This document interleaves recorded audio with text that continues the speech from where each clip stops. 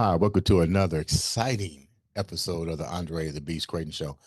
Today, we're going to go to the New Orleans region, and we're going to listen to a beautiful young lady's journey. Let me tell you about this journey a little bit without giving all the good pieces away. Let's color like it is. But imagine what it must be like to have an autoimmune illness, lupus,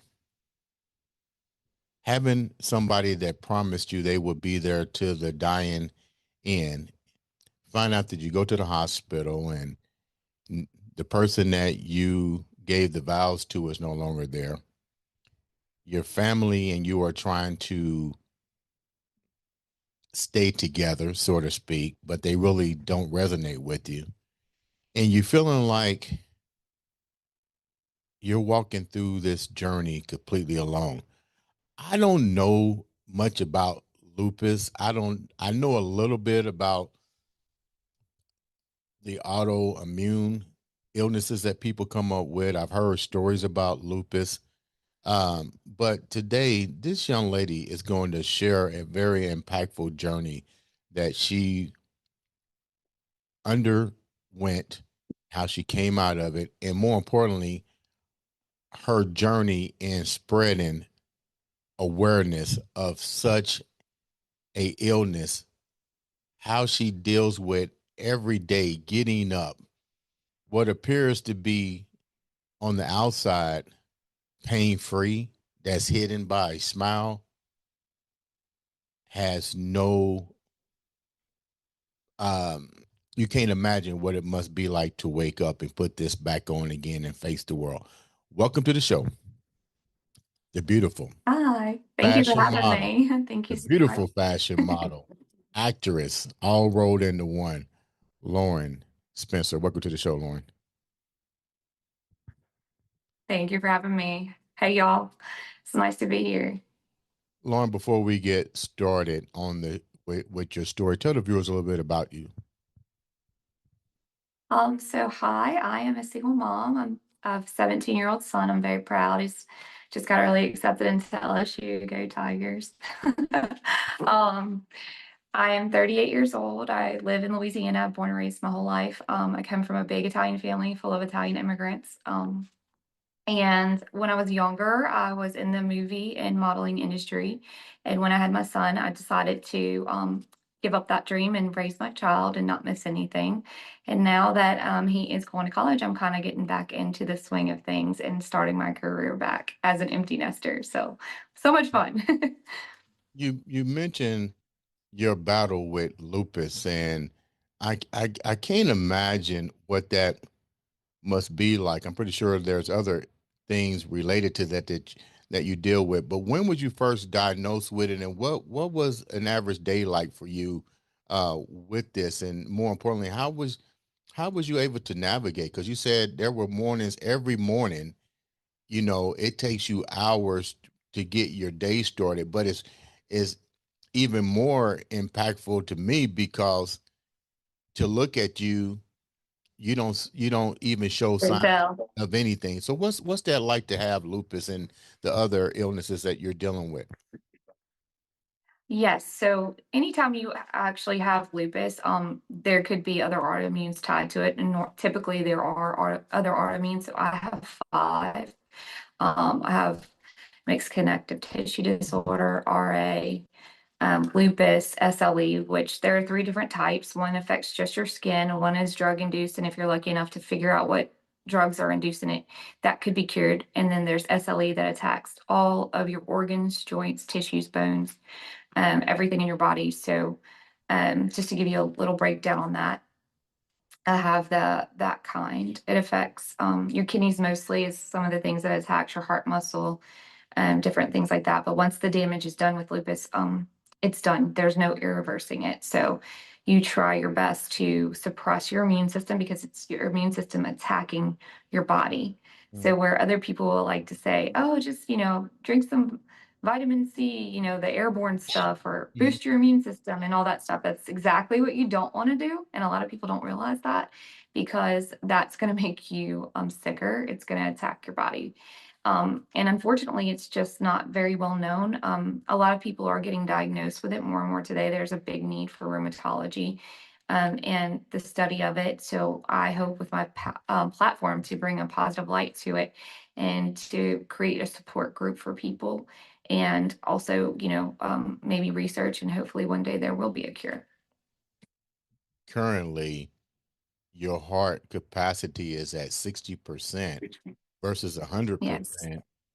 Are there how The lowest safe percentage is actually 65. So I'm right under that lower percentage that it's safe. I have three leaky heart valves, three different ones.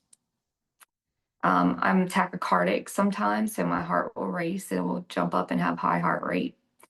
And there's nothing you can do about it. Nothing. You just have to deal with it.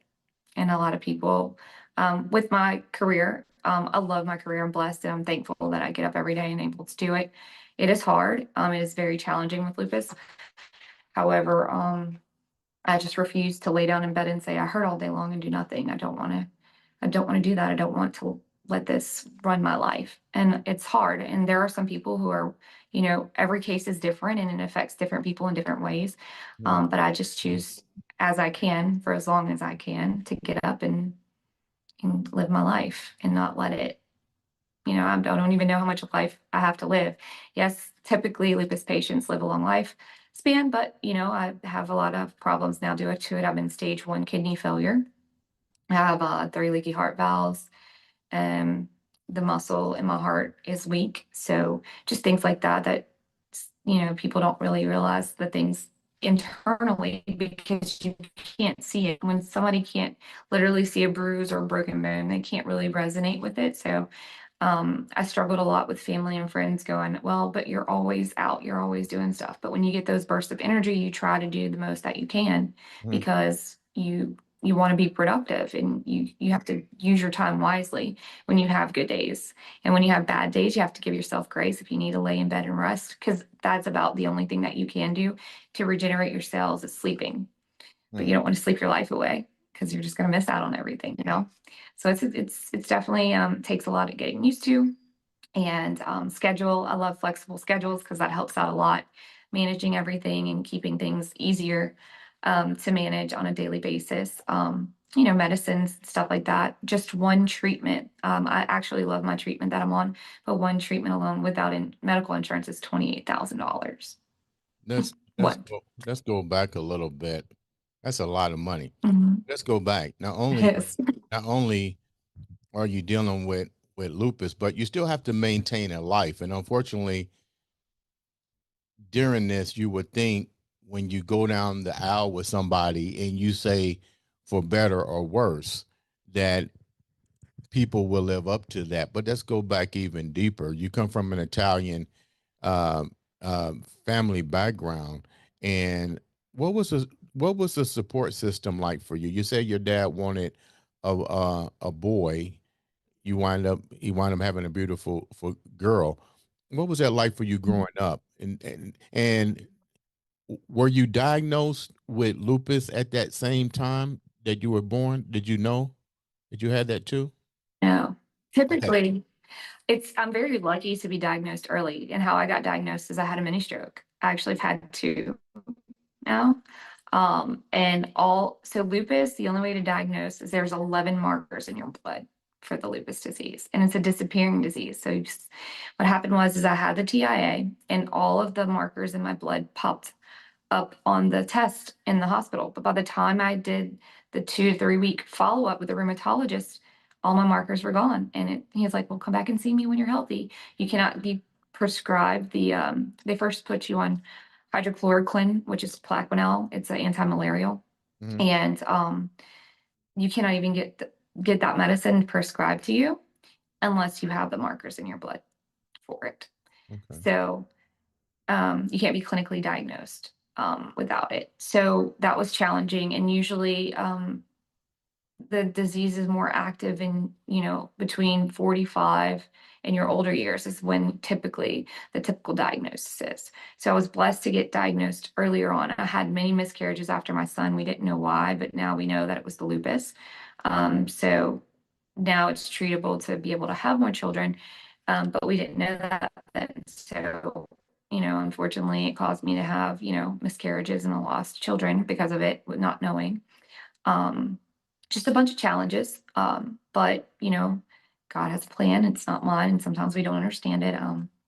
So I chose to stay positive and not give up and just keep trying every day. And that's all you can do is you can either let it break you or make you. And I choose to find the positive in every situation and continue to live my life to the fullest and the best of my ability because we only get one life. And I can be negative and just wallow in my consequences of my circumstances, or I can change the way I play the game and refuse to let it beat me. Okay. Um, yeah, I know. I see that. We're having bad. We're having But bad. no, when I was younger, Lauren, we're having a bad connection on your end. You're freezing up. Can you hear us? oh, You're sorry freezing about up that. like really bad. I can hear you fine. Yeah, but you're freezing up on our end. So Hold you, on 1 second.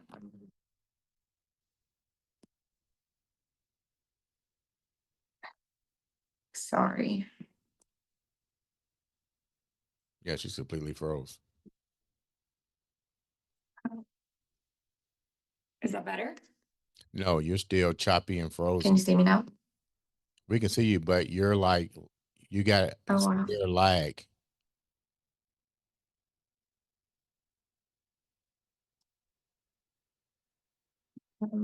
Here with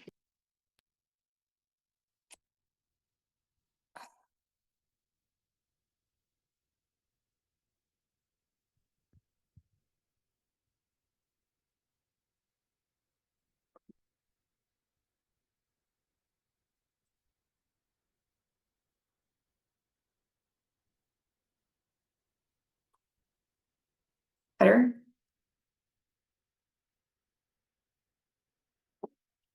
You Can you still, see me now? Hear me? yeah, but you still got a lot of lag. Mhm. Like there's like long pauses of delay in your thing that's chopping. Does he have a stronger place for a connection, internet, so it can be streamed? Because you keep blurring in I and just showing out. connected to the library internet, so it's. Okay, so where you guys want to go? Let's do it all over I'm again. sorry. That's all right. So let's do it all over again because Okay. your story you're lingering a lot on your story. So we got to go shorter on the story, and you're avoiding. You're not answering some of the other questions, so you're going back to that. So let's start all over again, and let's make the reply short, brief, and to the point. Okay. Okay. All right, let's do it again. Let's do it like this. Can we just? How can we do this? Let's just start all over again and start from the beginning. Okay. One, two, three.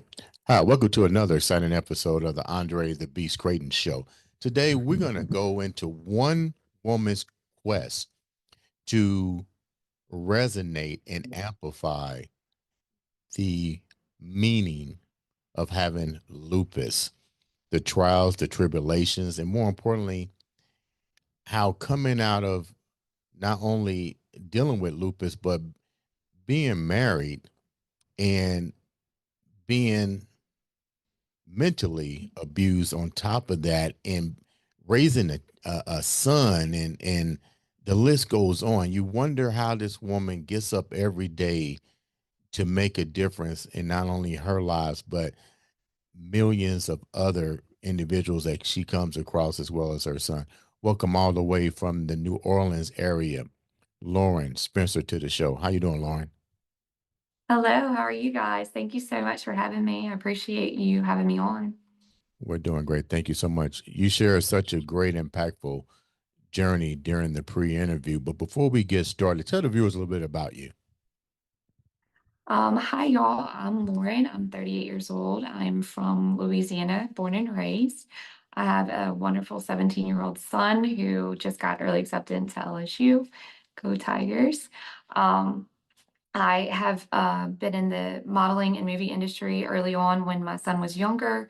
I did movies such as Hot Tub Time Machine 2, Expendables 2, in the campaign and did some, print modeling campaigns. But I decided to put my career on hold to raise my son. I didn't want to miss a minute of his upbringing. So now that he is off to college and I'm empty nesting, I decided to get back into my career, and I'm so excited to do so. And I'm hoping to use my platform for positivity because I have lupus, and I'm hoping to bring more education and insight to the disease, what it is, and to help others. Sounds like a winner. Let's go back a little bit and do a recap on some of the things that you shared with me that I thought was truly remarkable to where you started at and to where you are at now. You come from an Italian background. Your family came from Italy, if I'm not mistaken, to the Yes. New Orleans area. But everything wasn't always peaches and cream in your household growing up. What was that like for you growing up in your household? It was very challenging. My dad wanted a boy. I wasn't a boy. I'm very much a tomboy though. I think that was a big part of playing my role as a tomboy and loving to do all things boy. I tell everybody all the time, don't let the makeup and the outfits fool you. I love to hunt, to fish, to do all things boy, sports, everything. And I majority have a lot of guy friends because we get along very well. We love all the same things. So I kind of pretty much have that uh, dude's girl mentality. I love my upbringing. Also was brought up in a firehouse. My grandfather was a fire chief. My uncle's chief now. My brother will probably be chief one day. So I love that I come from a fire legacy family as well. Very proud to be a public servant and serve others. Now, you wind up getting married and you dealt with got married twice. In each one of their relationships, you dealt with a lot of mental abuse, more not physical, but mental. How was you able to navigate that? Because coming from an Italian background, that's just something. I watched The Godfather, man. I saw, Sonny We don't tolerate yeah, it. Sonny beat the hell out of your boy, man, for jumping on his sister. But how long did you endure the abuse, and what were some of the things that was impacted on you that the two husbands did to you?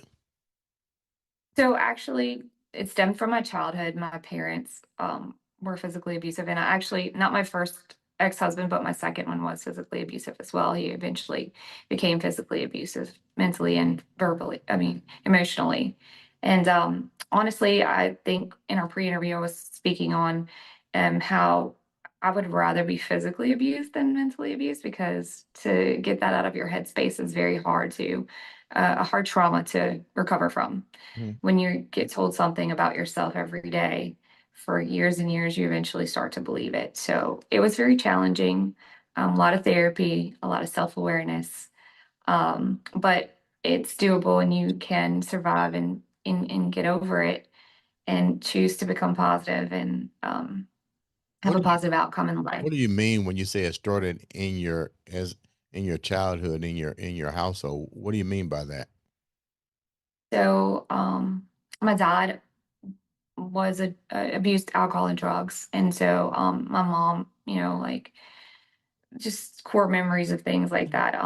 So my dad, I remember like when I was in kindergarten, he hit me because he said I talked back to my mom, and I had bruises like all the way from my buttocks all the way to the top of my kneecaps. And you raise your hand to tell the teacher because they ask you, has anybody ever done anything in a shoulder? And so when they got questioned about it, he was just like, "Don't you ever tell anybody I ever did that again." That's just like a core memory.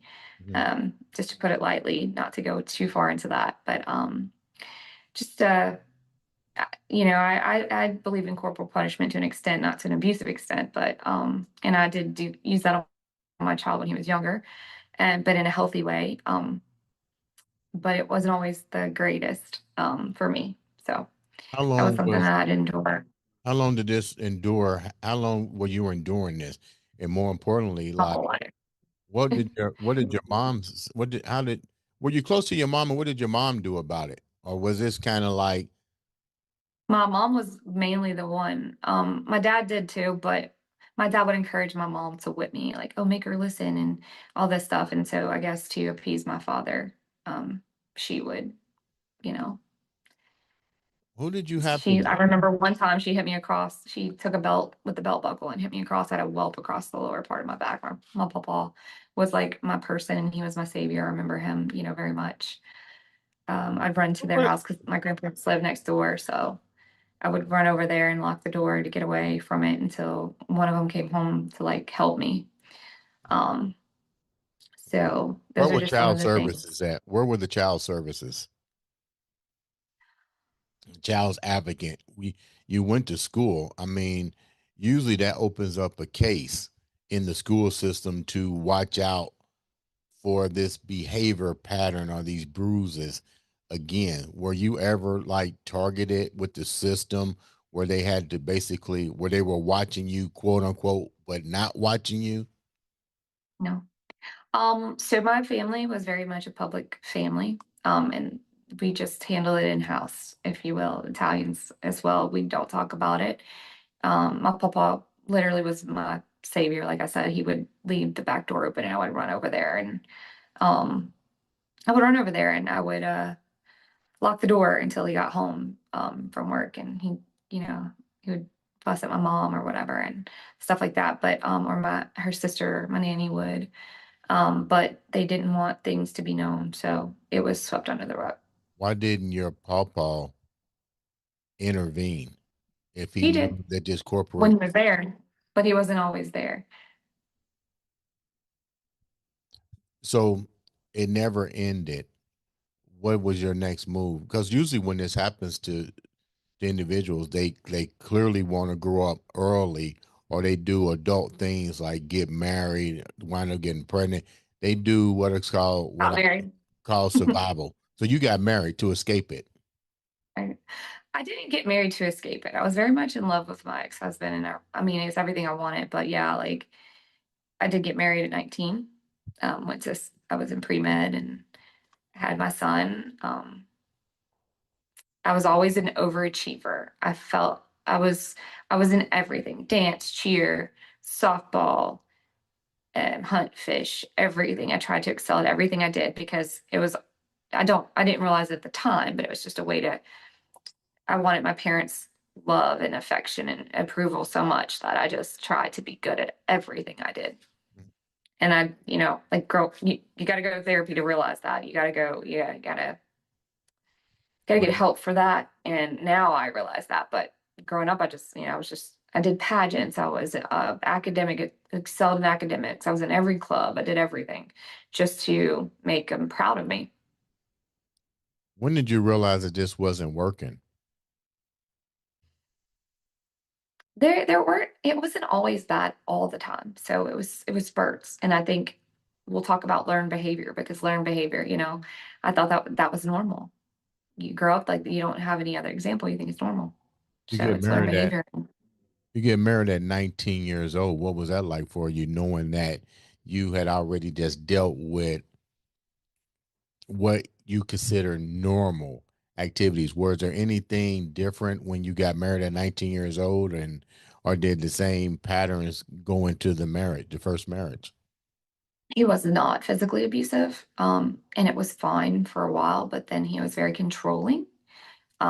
He wanted it to be very much so just me, him, and my son, Mhm. and not really. And I'm big on family, so I was always with my cousins. Growing up, we had a big family. There's seven of us. We grew up like brothers and sisters, so we always were at my mom, and papa's, and things like that. And so at towards like closer towards the end of the marriage, then he would just like scream and yell at me until like I cowered on the floor and I cried and I didn't like conflict and I was very much a meek person and I didn't stand up for myself at this point.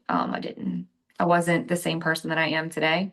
And Mhm. this molded me to who I am today to learn how to stand up for myself and things like that. But it took me a long time to learn that process. It was after my divorce from him that my best friend Rachel, she taught me how to stand up for myself. And I owe her everything for that because she is the best friend that I always needed, the sister that I never had. And she taught me to be tough and stand up for myself, and I had her guidance, and I'm very blessed for that. So you wind up getting a divorce, but then you get into a second marriage. Mm. What was that like? The second marriage in the beginning was a fairy tale. I dated on and off for 6 years, but I stayed single. Um, and those were not the best relationships either. I'm not really good at those. But again, there goes that, learned behavior, and you don't realize the cycle and the patterns yet until you really get deep into therapy. But treated me perfectly. Was totally different. I thought, oh my gosh, finally it's my time to be happy. I'm gonna have more kids. We're gonna, you know, um, have a better life. He loved me completely. I felt I was completely happy. It was like almost something out of a movie. Too good to be true. I always say that. I always get incredibly happy, and then it just like gets swept out from underneath my feet. So I don't really trust well. Yeah. Like, what were And the then things that you were dealing with in that marriage that you said that it started out as a Cinderella story? Then what happened? he had a little girl when we first got together. I thought he adopted her. She didn't. He was half Asian, so the Asian gene is strong, and so I thought that he just adopted her. He wanted a kid, and I loved her. I've always wanted a little girl too. Kind of I guess to heal that little girl in me that I never had and nurture that. Yes, but so when we went to go get custody of the little girl, when we became serious and engaged, her mom admitted in open court that she knew it was not his kid the whole time, and so we winded up making a decision that to just cut ties, and so that's when the behavior in him changed a lot. When you say behavior change, physical, mental, verbal, what was happening to Yes, you? all of it. I Really? was noticing, yes, cheating. Um, we were going through IVF so that we could have a child of our own. And we lost twins. I wound up having emergency surgery and having the twins. I had a ectopic pregnancy in my tubes, and they had to get cut out. And I remember being in the hospital room, and I asked him to help me to go to the restroom, and he started screaming at me and saying like it's my fault that I can't have kids for him and things like that. That's when it first started. And then I kept telling myself, I talked to him and communicated that, you need to go to therapy, and like things about Blake are bothering you. And then he would say he would go, but he didn't. And then it just started getting worse and worse. And it escalated to the, verbal to emotional to physical, holes in the wall, um, kicking me, dangling by my throat up against the wall, that kind of thing. How difficult? Most people would say, and I'm just saying, most people will always say this. Why Mhm. didn't you just walk away? Well, at that point, we had found out I had lupus and I was sick. I So didn't back up a have minute. anywhere to Hold go. that thought. Hold that thought. So you guys find out that you was diagnosed with lupus, and he was still Oh, exhibiting these yes. behaviors towards you. Was he aware of what lupus is and the effect that it has on the body? And He was at the house. he still proceeded to act the way in which he act, the physical, mental, verbal, all upon you. Yes. That's crazy.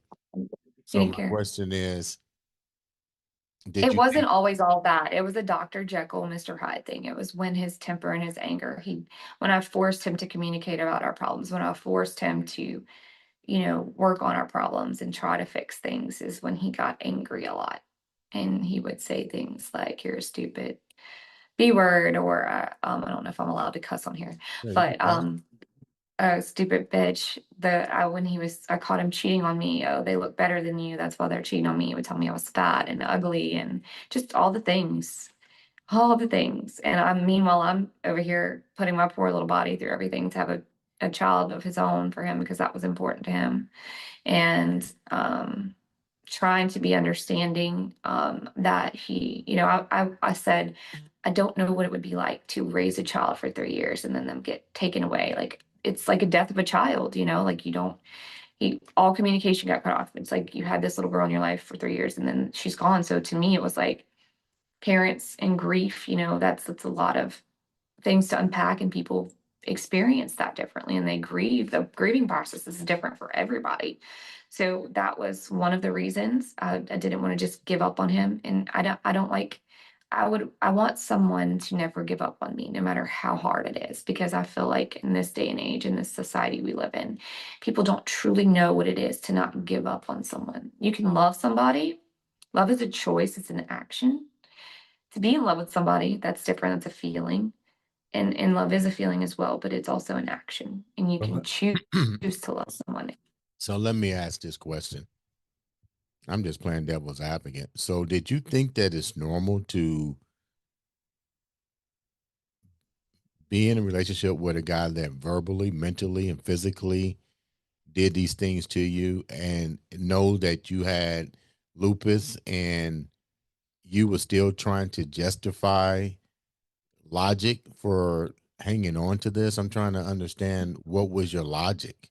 Or was this more like this is all you knew from your childhood, so you just felt that this is normal and maybe you can make a difference in his life? I'm trying to understand this. And then the second part of the question is, when you shared with him you had lupus, what was the heart to heart talk that you guys had? Or did he even really care that you had it? Pardon me? He, he did not care. Um, a lot of my lupus, and the things that I've been through with that have been downplayed a lot, mainly by more friends and family than anybody. And it's really sad because, like I said, like people can't see your illness. They can't see your pain. Like I'm in pain today. Today it's raining and I'm hurting all over, but I'm here. Like I just can't let it run my life. Like I would not be able to do anything if I did that. And um, you just I wound up developing a high tolerance for pain, but I'm trying not to get off subject. Yeah, so no, I'm very big on loyalty, and I just and I'm very convicted in my religion. I'm Catholic, so I'm convicted by God, like divorce and stuff. And I didn't want to fail at a second marriage. There were so many reasons why I just wanted to continue and try to be the person to help him. Like I'm his wife. I'm supposed to stick with you and help you through hard times in life. I didn't put up with it. I addressed it every time, and I said I was not putting up with it. There's a difference. Like I don't just sit there and let him do it and don't say anything or whatever. I didn't ask for the abuse, but at the same time, um, I feel When like does it's, it when did it become, when did the blinders come off? I mean, we hear this with women all the time, and I get it. You value your religion, stay in the relationship, but any religion that tells me if I'm a female or a man, because men get abused too, that I gotta sit sure. there and deal with this abuse, and I've already dealt with it in my childhood. I'm dealing with it in this, to the point that now I have a disease that can kill me, because when you start weakening the heart muscles and you become subject to other illnesses and stuff, and this guy is clearly, or this individual is clearly showing you no value, when does religion get thrown out the door versus, you're putting yourself first? Because I don't hear you putting yourself first. I hear you adapting to everybody else's uh uh um views, but I don't hear you really taking accountability that, it wasn't your fault. Nobody deserves to be beat, disrespected, and more importantly, this is your husband that didn't even, that you said he didn't even really pay attention to the fact that you got a life-threatening injury that can basically sooner than later take your life, and you still decided to stay under religious persecution. No, not under religious persecution. I'm just very convicted. I wanted to be able to walk away and say, I tried every single thing to make this marriage work, because I feel like in today's society, people do not value marriage. They don't value the promise you make And I'm, like I said, I'm very much an old soul. I'm Italian loyalty, like convicted for these things. And so in my mind at the time, no, I know I don't deserve that. I never did, but I loved him. And it wasn't, there was one day I cheated on me and I caught him and the next door neighbor. And I literally just wasn't even angry. I wasn't mad. My friend, my best friend Rachel called me. She's like, "Why are you so calm?" And I was like, "Because I knew what was going on. It doesn't surprise me anymore." And like at that moment, I just literally just felt peace and come over my body, and I was just like, "There's nothing left to fight for." Like I did everything. I fought for it, and now it's just gone. Like there's nothing left. So just let it go.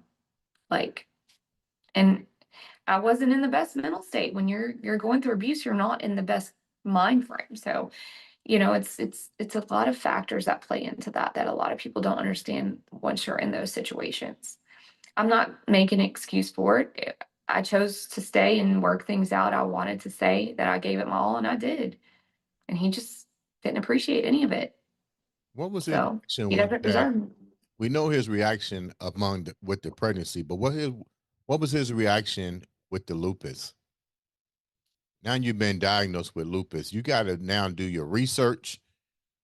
You got to try to deal with the abuse in your household, the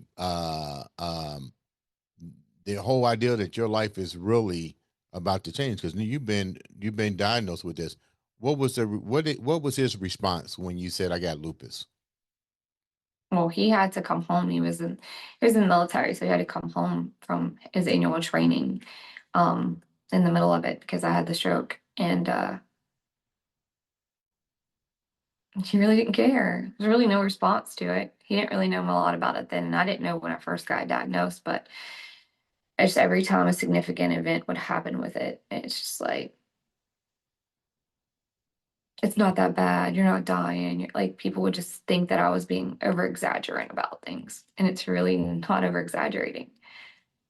What was a But moment that the lupus really took a turn for the worse in your life? Because you're dealing with something. Anytime you deal with something that affects the heart, that's a major factor. And don't rule out the fact that you had several strokes along this journey, which is even more so messing with your brain, messing with your yeah, what was there ever a moment that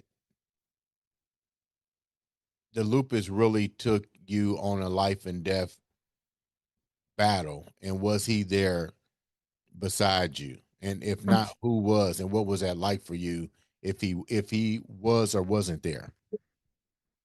actually, I was working at a hospital, and I was leaving to get some medicine and go home. I'd finished a 16-hour shift.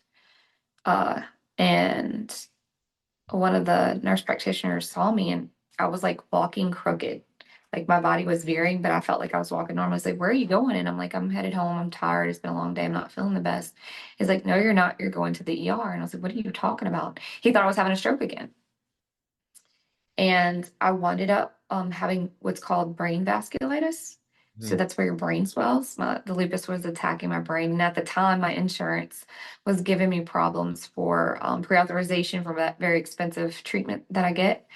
And so, which was the hospital's stuff. And I wound up being in the hospital for a whole week.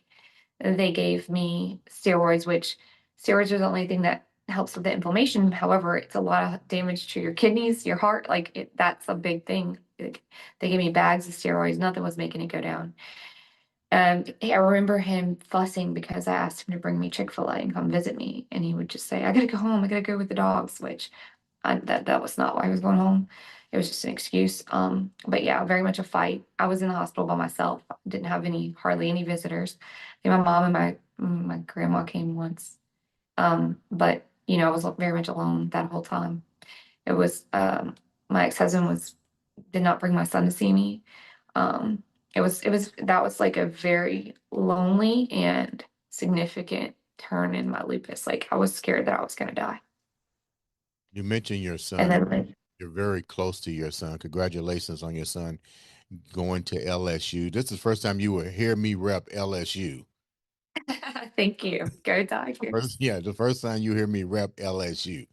But Yeah. congratulations for your 17-year-old getting accepted into pre-med at LSU.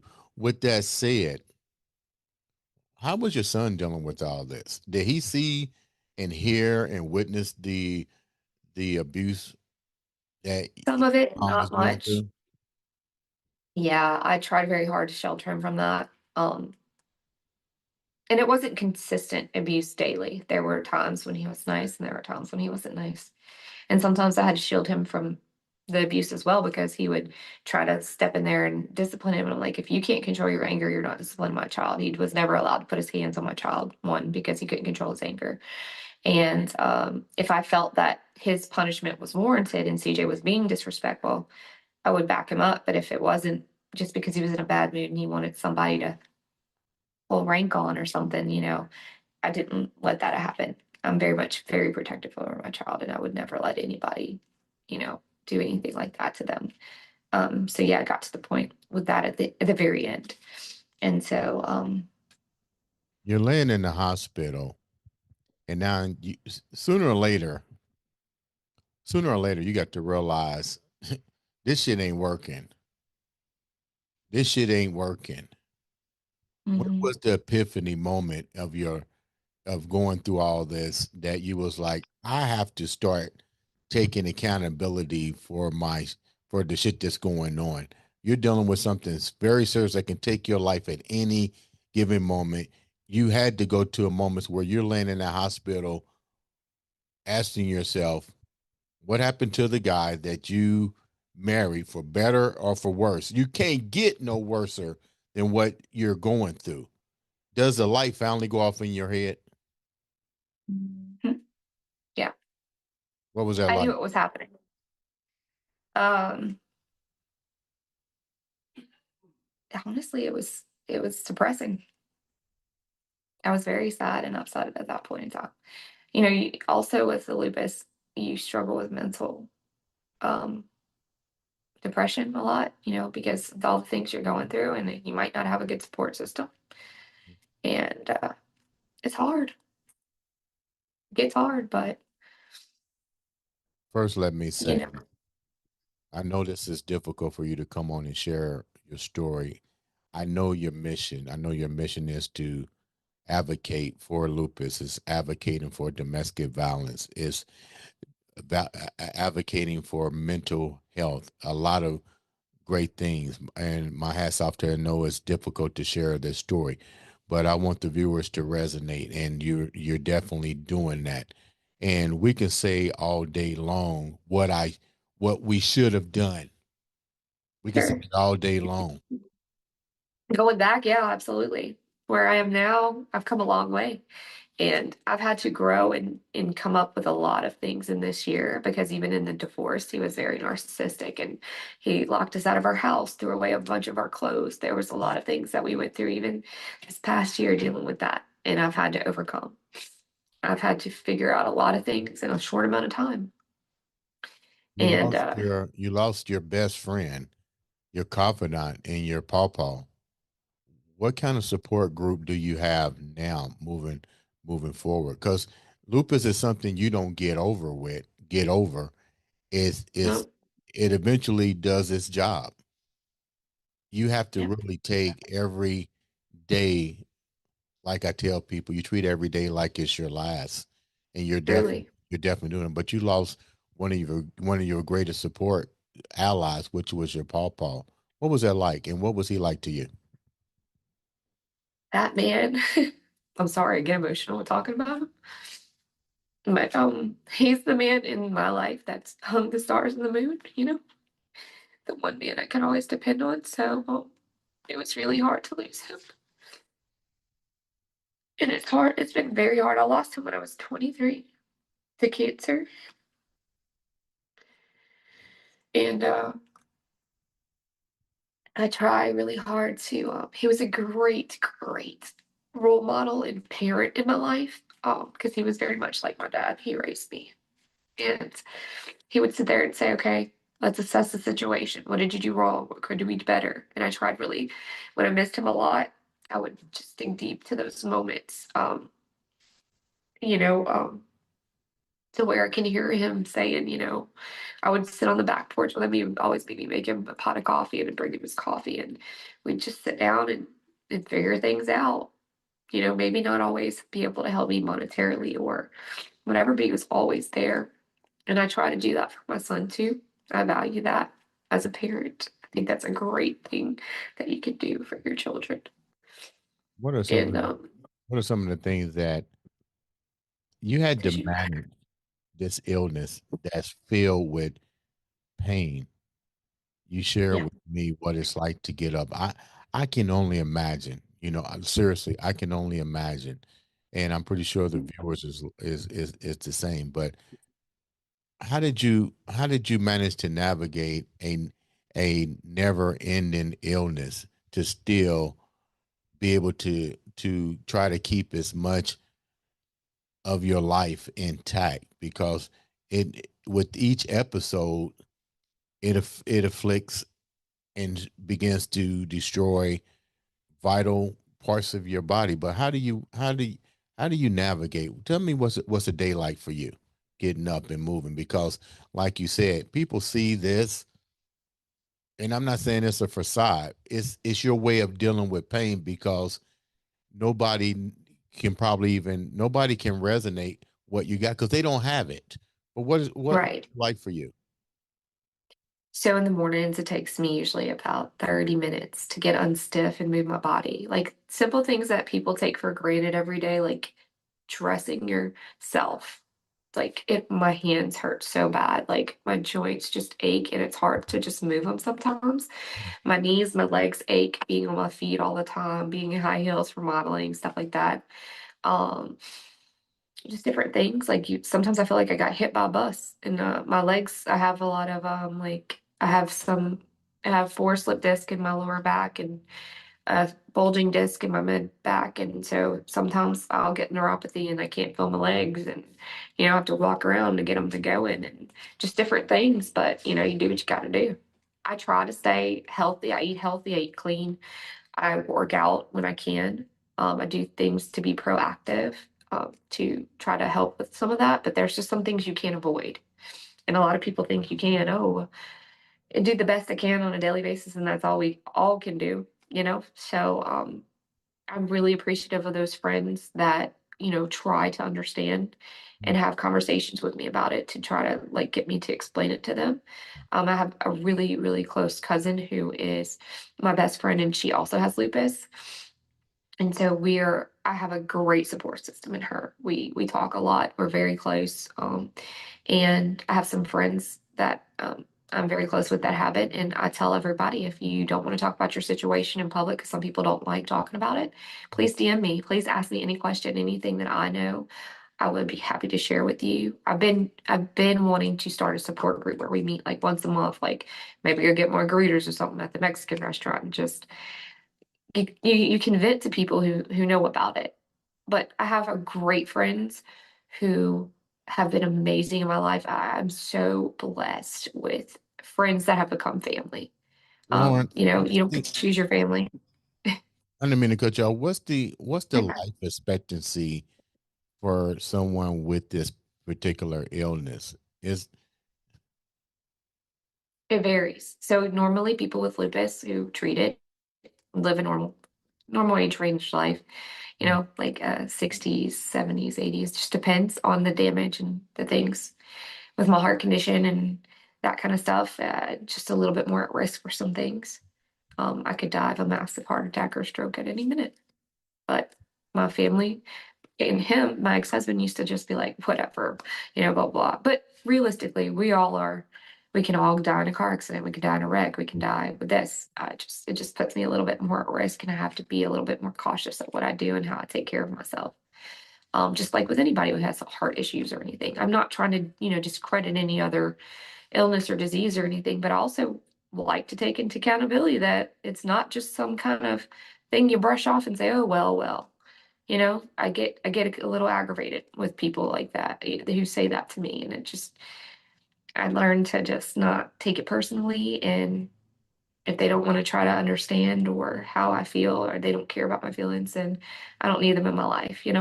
this can be a financial drainer to have an illness like this. What's that like You financially? work to Being live, literally. pardon me? You work to live, literally. All copays are expensive. I have a specialist for every organ in my body, like a specialist, a neurologist, just for migraines, and a regular neurologist for the lupus, a rheumatologist, a heart specialist that I drive 2.5 hours to see, but good doctors are hard to come by. Um, anything you can think of, they have a specialist for it. And copays are expensive, and medicine copays are expensive. And you are on a lot of medicines on a daily basis. A lot of people don't see the ins and outs of that. They just see what they see. And everybody's like, oh, you're living your best life. You're always out. You're always doing things. That's my job and that's my work, which I'm great at doing. I do. I put a smile on my face. I choose to do that. I choose not to sit there. Nobody wants to hear all day long. They don't care that, oh my God, I'm dying. Like my joints hurt, it hurts to move my arm, or I could barely, my head is hurting so bad right now, like I could barely stand up, or just things like that. It's just chronic pain that's never going to go away. So I choose to find the positive in the situation and do my best to live life to the fullest, because you only get one life and mine could be cut short at any moment. So I want to make the most memories and laugh and remember the good things. And I want people to remember me happy, not sad and sick all the time. What is the one? What's the end game for you? I know you're getting ready to launch your own platform to bring awareness to lupus, domestic violence, and overcoming. But there's more to you than that, and you're going back to modeling and acting. But what's the end game for you? You've been through so much, you've overcome so much, and once again, thank you for taking the time out to share the awareness of what you've gone through, both emotionally and dealing with lupus. But what's your end game here? What do you want people to get out of today's story? I want people to know that no matter how hard of a life you've had, that no matter what life throws at you that is challenging or hurtful or something that you just feel like, I used to say all the time, I felt like I was drowning, like you, and then you come up for air and then just something else is just pushing your head back down underwater. I used to feel that way. I used to have that mentality. But you know what? I chose to say, you know what? This is not how it's going to end. I write my story and I refuse for it to go down like this. So if anything that anybody can take away from today is there's always something to be thankful for. So find something in that. There's a lesson in your trials and tribulations, whether it's to increase your faith, to show you just how strong you are. I'm a lot stronger than I thought I ever was. Mhm. A lot. Um, and I have really great friends to remind me that I am a beautiful person and I have a good heart and that I'm there for them and there are good things about me. And I'm so thankful for that. And you can always be there from somebody and be encouraging. You never know what somebody's going through. So have a little grace, give a little grace. Give yourself grace too, because we're hard on ourselves more than anything. But everything in your life that is meant to destroy you, you can 100% overcome it. And you don't have to let that be your outcome. So if anybody takes that away today, I hope, even if it's just one person, that I hope to turn them around to a positive look and figure out a way to change their situation.